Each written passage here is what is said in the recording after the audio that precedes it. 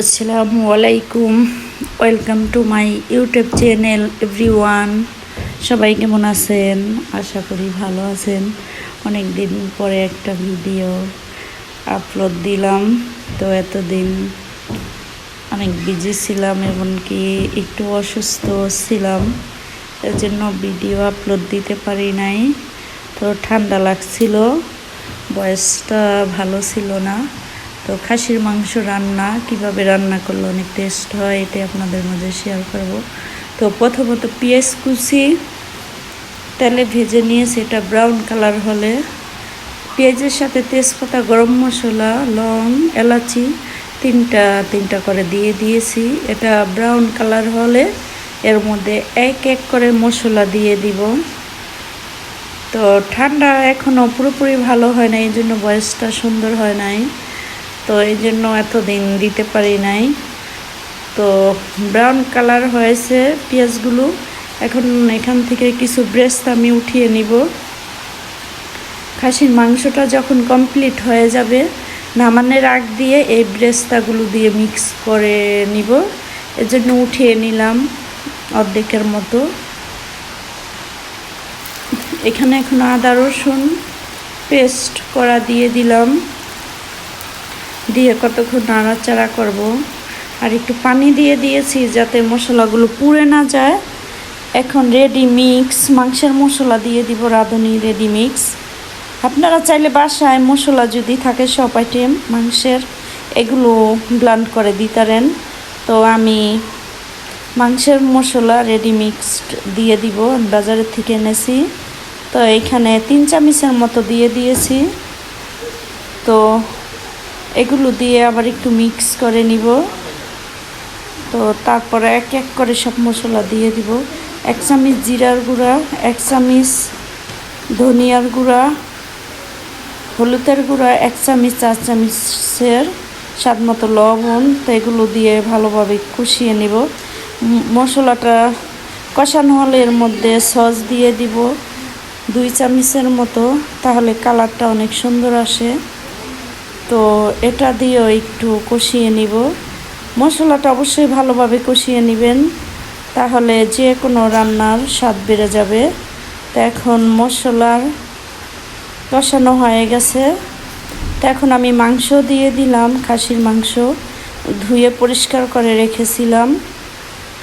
তো এখন এই মাংসগুলো দিয়ে ভালোভাবে মিক্স করে নিব।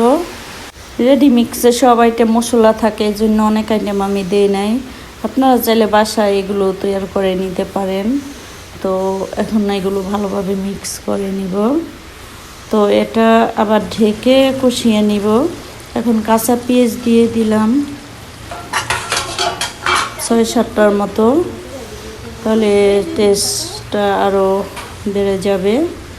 তো এগুলো দিয়ে ভালোভাবে মিক্স করে এখন আবার জয়ত্রী দিয়ে দিব একটু গুঁড়া করে, তাহলে মাংসটা তাড়াতাড়ি নরম হয়ে যাবে।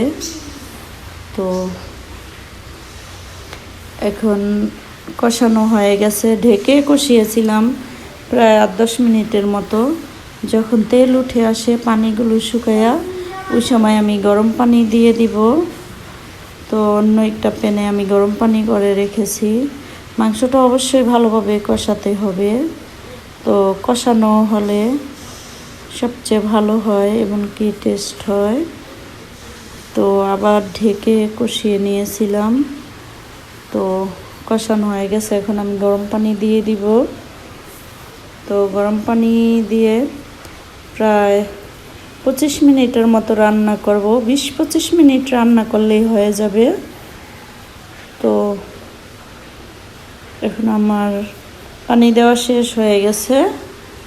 তো অবশ্যই মাংসে গরম পানি দিবেন, ঠান্ডা পানি দেওয়া যাবে না, তাহলে টেস্ট হয় না। তো এখন আমি একটু নাড়াচাড়া করে ঢেকে দিব ঢাকনা দিয়ে, আর চুলা একটু লো আছে দিয়ে দিব। প্রায় 20-25 মিনিটের মতো রান্না করব। তো এর মাঝে ঢাকনা উঠিয়ে একটু পরপর নাড়াচাড়া করে দিব, কতক্ষণ পরপর, যাতে নিচে লেগে না যায়। তো এখন এই পর্যায়ে আসছে। তো এইটা পানিটা আরও শুকাবে, তো এটা ঝোল থাকবে না, এটা হালকা ঝোল থাকবে। তো আবার আমি ঢেকে দিলাম নাড়াচাড়া করে। তো চুলা লো আছে করে দিয়েছি। তো যখন এই পর্যায়ে আসবে তখন আবার ভাজা জিরার গুঁড়া দিয়ে দিব। জিরার গুঁড়া দিব 4 চামচের 1 চামচের মতো। এটা দিয়ে একটু নাড়াচাড়া করে নিব।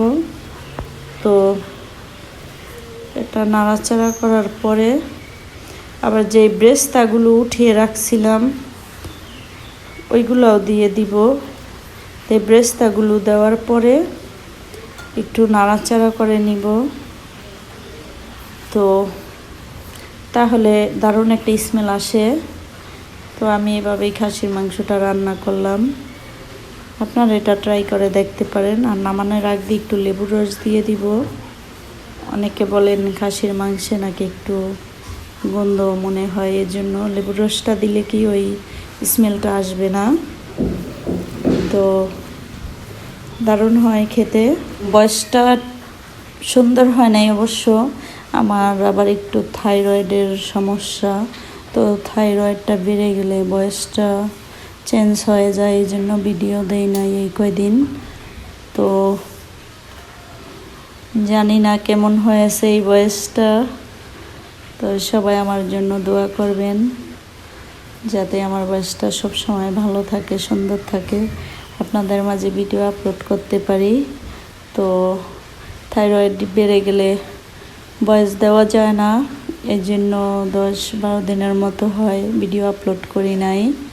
তো এখন আজকে একটু স্বাভাবিক মনে হলো, এই জন্য একটা ভিডিও বানিয়ে ফেললাম আপনাদের জন্য। তো সবাই ভালো থাকবেন। আর আমার চ্যানেলটি যারা সাবস্ক্রাইব করেন নাই সাবস্ক্রাইব করে দিবেন। আল্লাহ হাফেজ।